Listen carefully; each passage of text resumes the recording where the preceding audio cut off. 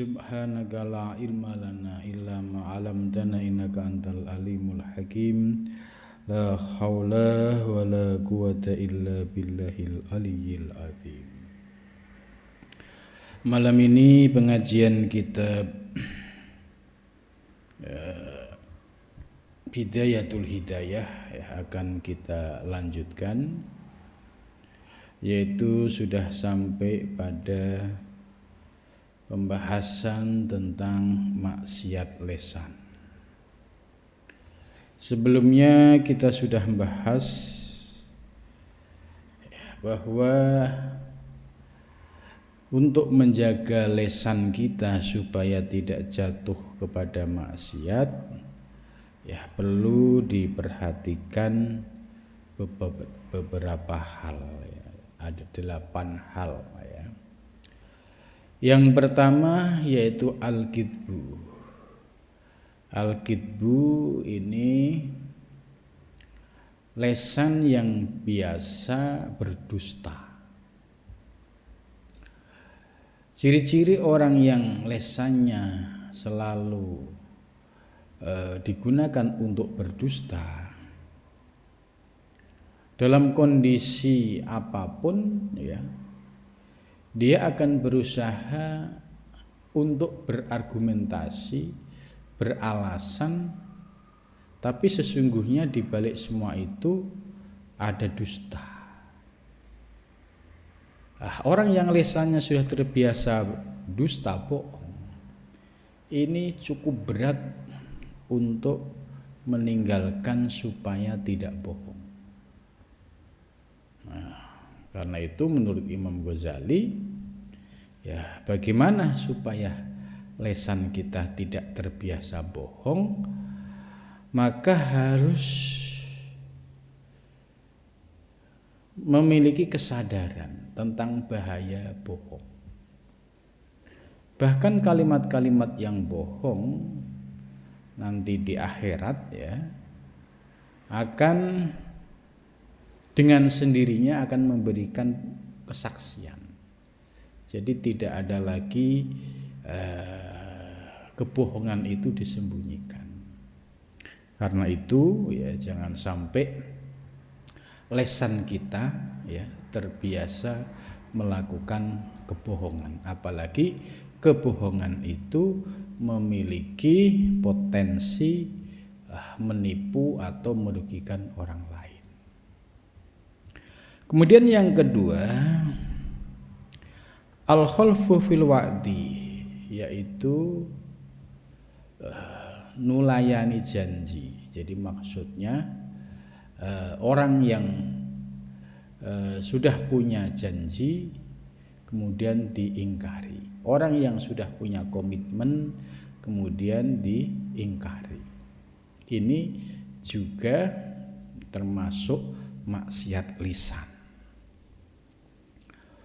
Karena kalau orang yang sudah janji perlu untuk diselesaikan dengan cara baik. Misalkan sudah janji tapi tiba-tiba ada keadaan mendesak, itu bisa disampaikan dengan cara minta maaf karena ada sesuatu yang mendesak, kemudian terpaksa tidak bisa menepati janji. Jadi tetap harus disampaikan, jangan sampai kemudian kita sudah janji kemudian yang pihak lain dibiarkan. Begitu juga orang yang punya komitmen, komitmen A.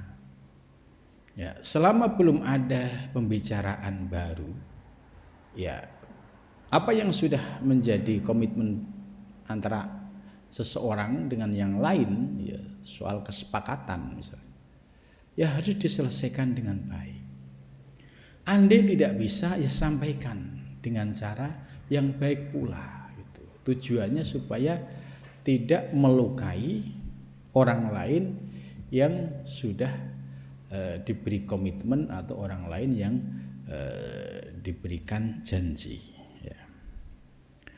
Kemudian yang ketiga, termasuk maksiat lisan, adalah ghibah. Ya. Ghibah menurut Imam Ghazali yaitu membicarakan sesuatu ya terkait aib atau kekurangan orang lain. Ini namanya ghibah. Dan ghibah ini menjadi pintu untuk masuknya penyakit-penyakit lain. Orang yang terbiasa ghibah itu akan otomatis ya, tidak berhenti pada ghibah, tapi akan berkembang menjadi fitnah. Kemudian setelah itu berkembang lagi menjadi namimah. Namimah itu ya, memprovokasi, manas-manasin orang.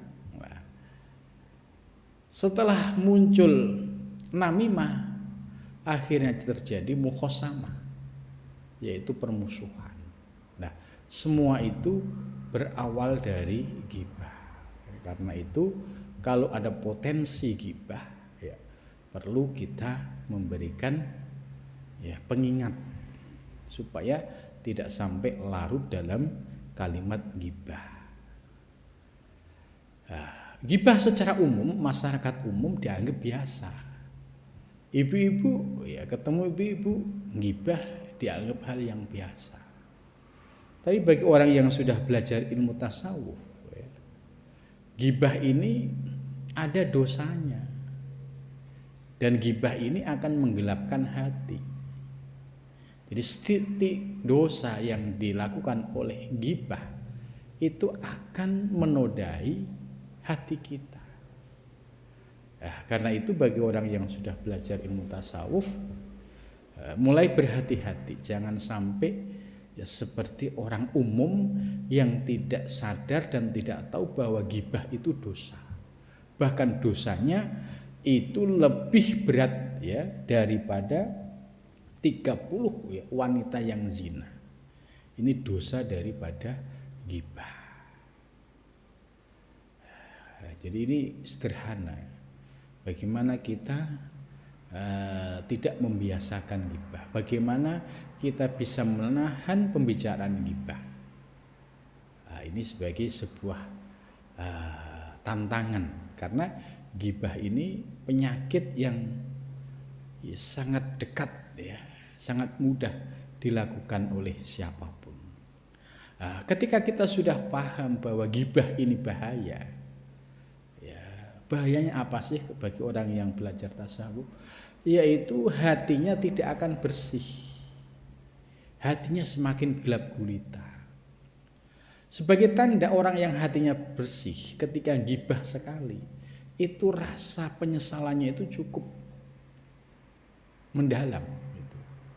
Karena dia ibarat hati sudah jernih, bersih, kemudian ghibah, ya masuklah noda-noda dosa-dosa yang diakibatkan ghibah, akhirnya hatinya menjadi gelap gulita lagi dan perlu proses istighfar lagi untuk meminta ampun kepada Allah supaya hatinya dibersihkan dari ghibah. Kemudian berikutnya yang keempat, ar-rabi al-mura' wal jidal, yaitu orang yang ahli pamer ya. Di sini mura' yang dimaksud adalah pamer terkait dengan persoalan ibadah. Ya ibadah apapun ya pengennya diketahui oleh orang lain. Ya. Yang kedua wal jidal, orang yang ilmunya hanya untuk debat gitu. Ya, dia orang yang berilmu, tapi ilmunya tidak diamalkan. Ilmunya hanya sekedar untuk mendebat orang lain. Wa munaqashatun nas fil kalam. Dan selalu ini berbantah-bantahan ya dengan orang lain gitu. Jadi kalau ngobrol ketemu orang itu rasanya yang terjadi ya debat itulah. Maka tiga hal ini tidak diperkenankan. Orang yang ahli riya, orang yang ahli jidal, yaitu debat, dan orang yang munaqashatu nas fil kalam, orang yang selalu berargumentasi dalam pembicaraan. Artinya ya boleh dikatakan orang yang selalu menjadikan ruang dialog itu menjadi mati ya, karena yang terjadi adalah yaitu berbantah-bantahan. Dalam hal dialog ya sebenarnya diperkenankan untuk saling berargumentasi selama dialognya ini sehat. Tapi kalau dialog yang tidak sehat, ini yang akhirnya terjadi ya permusuhan gitu. Nah ini oleh Imam Ghazali jangan sampai kita terjebak dengan masalah ini. Ya. Begitu juga kalau kita sudah paham ilmu seperti ini, maka tensi kita untuk jidal, berdebat itu sudah mereda. Begitu juga ya kita melakukan eyel-eyelan ya terhadap suatu perkara. Itu lebih baik menghindar. Karena kalau dilakukan terus-menerus bukannya semakin baik, tapi justru menambah keretakan hubungan, bahkan bisa menyebabkan permusuhan. Nah, kita bisa lihat ya di dunia medsos. Ya, ketika persoalan sepele kemudian dilakukan perdebatan dan perdebatan ini sudah tidak sehat, maka yang terjadi ya jidal ya munaqashah tadi. Berbeda dengan dialog yang berbasis ilmu. Ya. Berargumen A dibantah B, B dibantah C gitu. Kalau dia argumentasi kalah, sportif, ya terima kasih, Anda benar. Nah, ini namanya dialog yang sehat.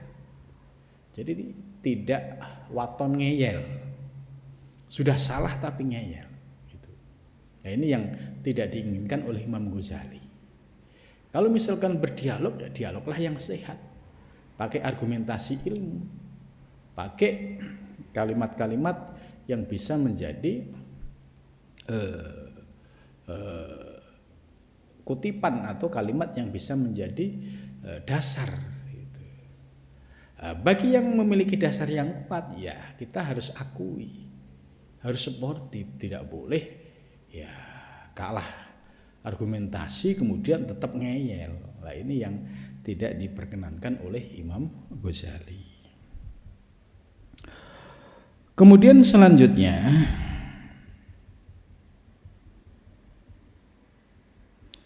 Imam Ghazali menjelaskan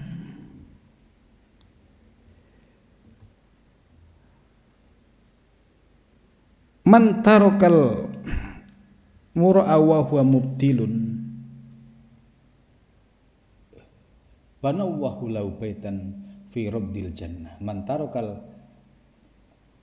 mura'a wa huwa muhiqqun banawwahu baitan fi a'lal jannah. Nah, ini hadis Nabi ya. Barang siapa yang bisa ya meninggalkan hal-hal yang sifatnya itu pamer ya,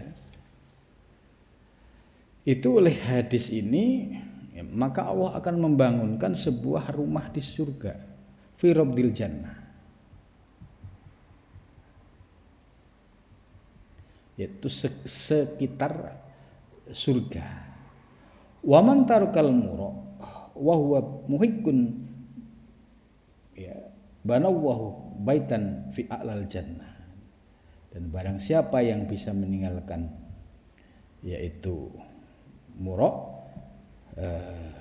berdebat yang hanya untuk mencari kemasyhuran ya. Jadi biar kelihatan tenar, kemudian kelihatan hebat gitu.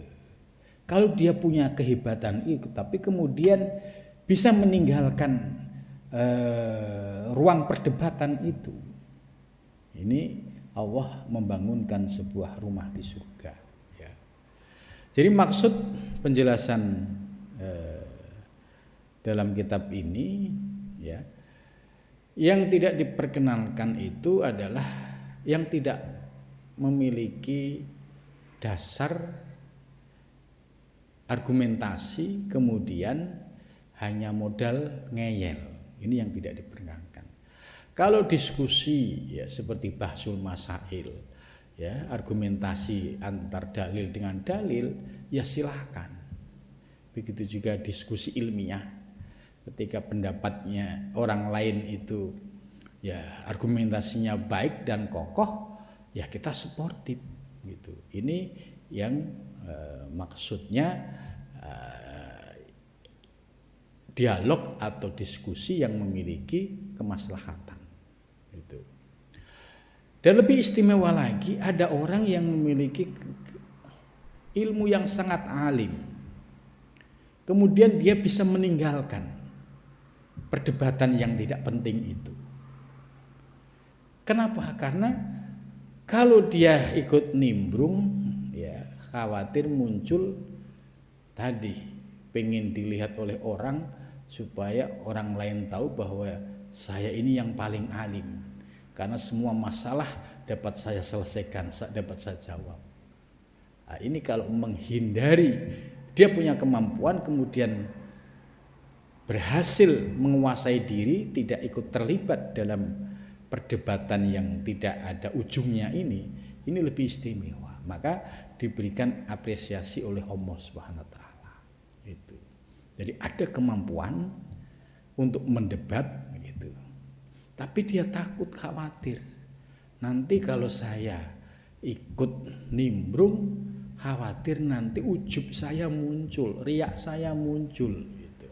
Akhirnya dia lebih menahan diri, tidak ikut campur. Nah, ini menurut Imam Ghazali ini justru mendapatkan apresiasi atau penghormatan ya dari Allah Subhanahu wa taala, dibangunkan sebuah rumah di a'lal jannah itu. Sebab ujian orang yang alim itu ya kibir dengan ilmunya. Ini ujian orang yang berilmu. Tidak mampu mengembalikan bahwa ilmu yang kita punya semua milik Allah. Itu. Orang yang berilmu kalau tidak didasari dengan ilmu tauhid pasti kibir, sombong, pasti ujub, gitu. Apalagi kalau ya masih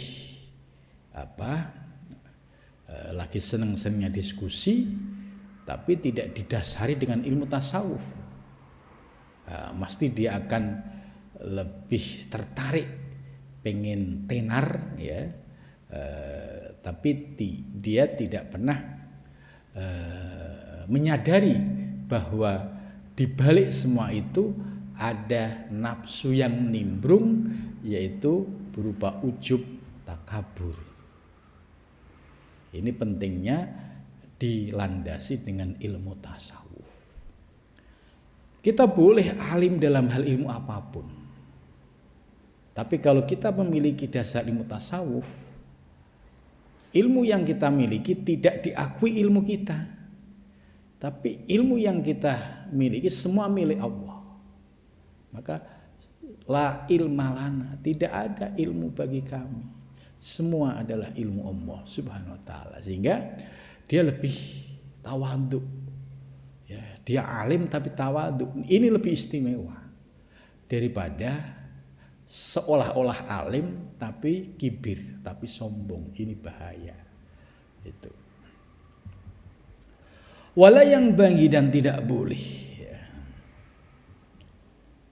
ayah da'aka syaitan wa yakulu laka adharal haqqo wala tudahinu fihi fa inna syaitan abadan yastajiru al khumqa ila syarri fi ma'radil khair. Ini dan tidak boleh juga bagi seorang salik, seorang murid, ya, terpedaya dengan tipu daya setan, terpedaya dengan tipu daya setan. Nah, itu maksudnya begini. Contoh, wa yaqulu, berkata siapa setan, laka bagimu. Ya.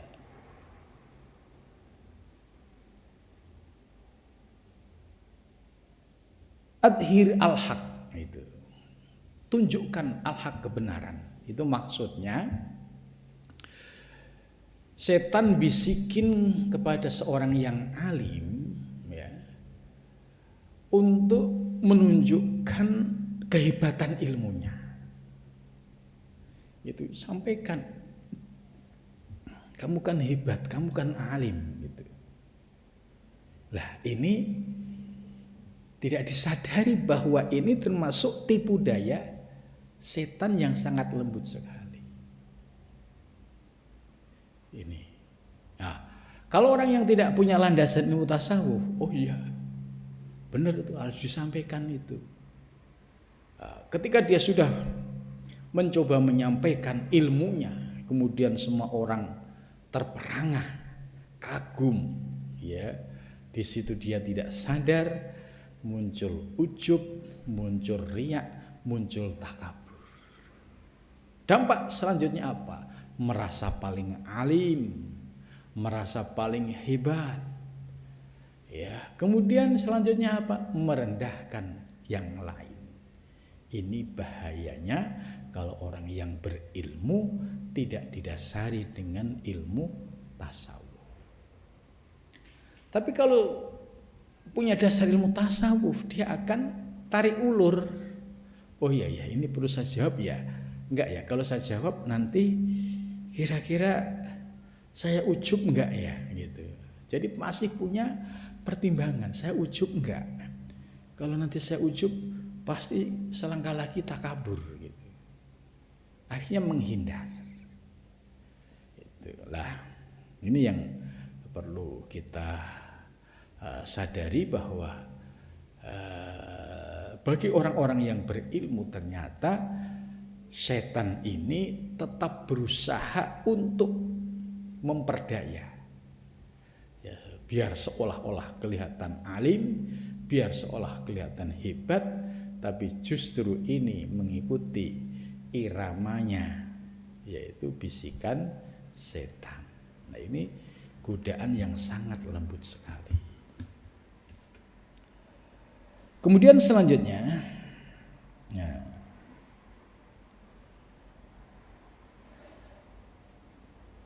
fa inna syaiton abadan yastazirul hamqa ila syarri fi ma'radil khair.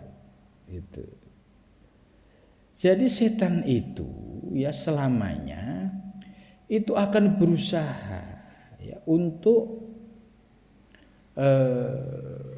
orang-orang yang bodoh itu, ya, jadi setan ini akan berusaha keras bagaimana menyeret orang yang bodoh, ya, itu kepada tipu dayanya, termasuk juga orang-orang yang alim juga berpotensi untuk diseret, ya, oleh tipu dayanya setan.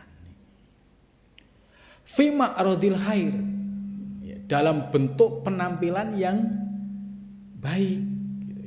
Jadi dalam penampilannya sih bagus, kelihatan dari luar, oh iya, dia bagus menjelaskan ini itu. Tapi setan menyusup, masuk ke dalam diri orang tersebut. Muncul riya, muncul ujub, muncul takabur. Nah, ini kalau tidak memiliki sensitivitas batiniah, ya, riya, ujub, takabur ini pasti akan menjadi godaan yang berat bagi orang yang berilmu. Fa yaskur minka faidharul haq hasanun. Ya. Faidharul haq, menampilkan kebenaran al-haq, hasanun itu baik, gitu. Ma'aman yukbiluhu minka, Wa dzalika bitorikin nasihah fil khafiyah la bitorikil mumaroti. Jadi maksudnya menyampaikan kebenaran itu baik, tapi harus disertai dengan adab dan etika. Contoh misalnya ada orang salah di depan umum, langsung ditegur. Nah, tegurannya ini seolah-olah mempermalukan. Nah, ini namanya dia niatnya baik tapi berdampak buruk. Ya. Kalau kita memang benar mau memberikan nasihat, ya, pada saat selesai acara kemudian hanya berdua disampaikan, Ustadz maaf tadi yang sampean sampaikan kelihatannya kurang pas karena dalil yang benar ini. Nah, ini ya aman karena tidak ingin dilihat orang dan pihak yang dinasihati juga tidak dipermalukan. Ini pentingnya adab ya di dalam berilmu. Itu. Kalau orang yang tidak punya adab kan tadi dia memberikan kritik, memberikan masukan di depan umum. Ya, pasti ada pihak yang tersinggung, ada pihak yang merasa dipermalukan. Nah, ini tidak boleh. Gitu.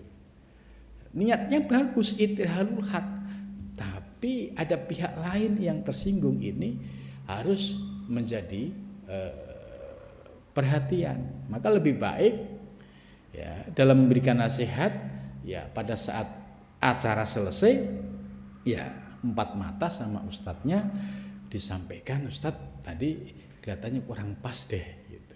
Nah, ini namanya wan nasihah yaitu bitorikin nasihah fil khafiyah, yaitu dengan cara memberikan nasihat tapi fil khafiyah, dalam keadaan khafiyah. Khafiyah itu samar atau sepi atau tidak ada orang lain, bukan melalui jalan yang sifatnya rame-rame kemudian di situ ada lintasan biar kelihatan hebat tapi menjatuhkan orang lain. Ini yang tidak diperkenankan. Kemudian selanjutnya ya setelah membahas terkait dengan bahayanya ya orang yang berilmu ya terkait dengan cara mengingatkan orang supaya itu ada manfaatnya daripada madharatnya. Kemudian selanjutnya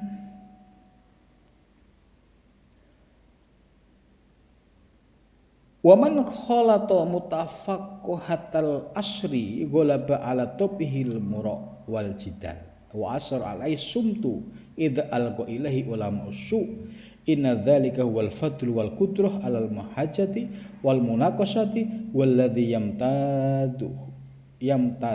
yamtadahu bihi fafarra minhum firaruka minal asyad.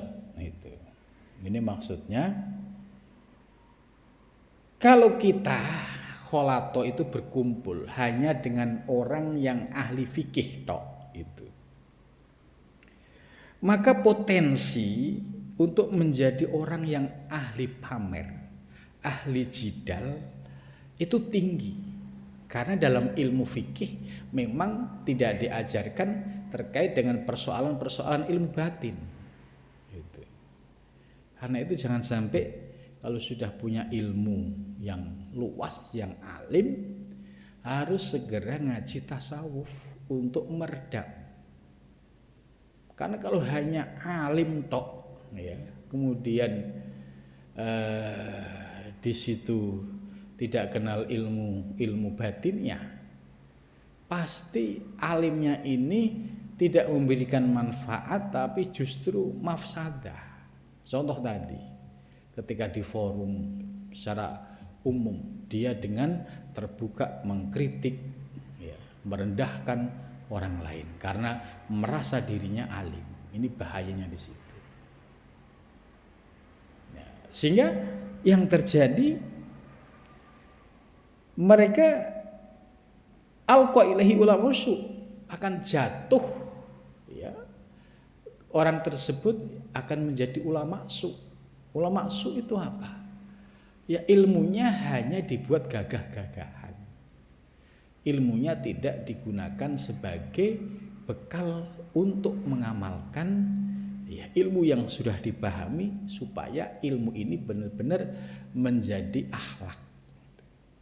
Tapi ilmunya hanya dibuat gagah-gagahan. Ini akhirnya alqa ilahi ulama su. Dia jatuh ya pada posisi menjadi ulama su. Kenapa? Karena orientasi ilmunya ya bukan untuk kebaikan tapi untuk gagah-gagahan. Di situ ada ujub, ada kibir, ya, dia tidak sadar. Itu ya. Ya, demikian penjelasan malam ini tentang pentingnya menjaga lisan, terutama orang yang berilmu tadi. Sudah diingatkan, jangan sampai kita larut ya dalam hal pamer dengan ilmu, kemudian jidal, suka berdebat, dan juga hanya sekedar adu argumentasi, tapi tidak disertai dengan sifat tawadhu. Ini sangat bahaya sekali. Mudah-mudahan kita terhindar dari semua ini.